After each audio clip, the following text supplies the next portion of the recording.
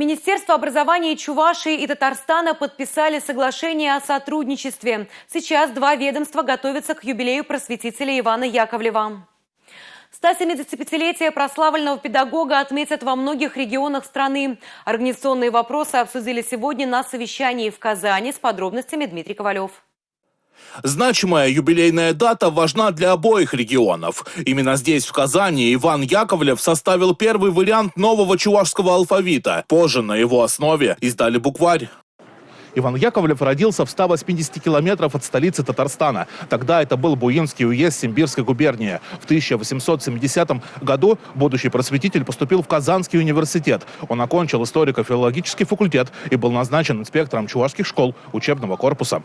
На родине просветителя запланированы конференции, фестивали, форумы и вот уже традиционные яковлевские чтения, участниками которых станут школьники двух регионов. На базе гимназии-интернат номер 34 Нижекамского муниципального района Республики Татарстан. Там у нас есть школа, гимназия-интернат с чувашским этнокультурным компонентом, где у нас был прекрасный ремонт. Есть и другие программы. В рамках данных программ, как и русскому, татарскому языкам уделяется внимание, как государственным языкам, так и мы уделяем внимание развитию, сохранению и вообще, знаете, распространению тех языков, которые присутствуют на территории нашей республики.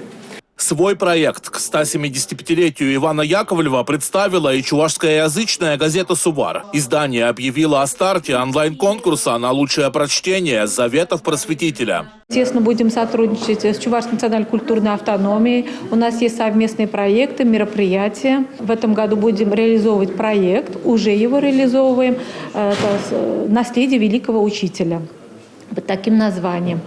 Это у нас открытый проект, где могут участвовать не только сотрудники нашей газеты, но также все желающие, которые занимаются исследованием творчества и вообще работы жизни Ивана Яковлевича Яковлева. В Чебоксарах к юбилейной дате приурочат детские фестивали «Всечувашский диктант» и межрегиональный форум педагогов родных языков. Его гостями станут учителя из Казани, Ульяновска, Самары и Уфы. Праздничный марафон пройдет и в Москве. Это и федеральные мероприятия, которые состоятся в стенах Государственной Думы. Здесь будет развернута выставка для того, чтобы посетители могли увидеть действительно тот вклад Ивана Яковлевича Яковлева в культурное, духовное наследие чувашского народа и вообще народов Поволжья в целом.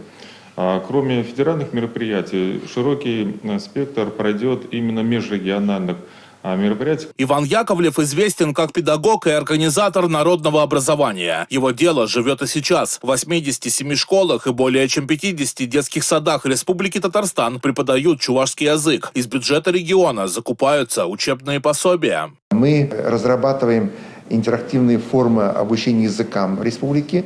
Для этого создана комиссия указом правительства нашей республики по сохранению языков народов, проживающих на территории Татарстана. Эти вопросы мы обсуждаем, и считаю, для решения всех этих моментов, вопросов, необходимо взаимодействие. В данном вопросе мы должны друг другу помочь, потому что прежде всего вытащить, если грубо сказать, из этой ситуации поможет только работа с населением, с родителями, с молодыми родителями, с детьми, через средства массовой информации, через издание учебников, через раздачу художественной литературы. Это комплексные мероприятия должны быть. Как раз для того, чтобы создавать необходимые условия для изучения татарского и чувашского языков и поддерживать школы, министры образования двух регионов подписали соглашение о взаимодействии ведомств.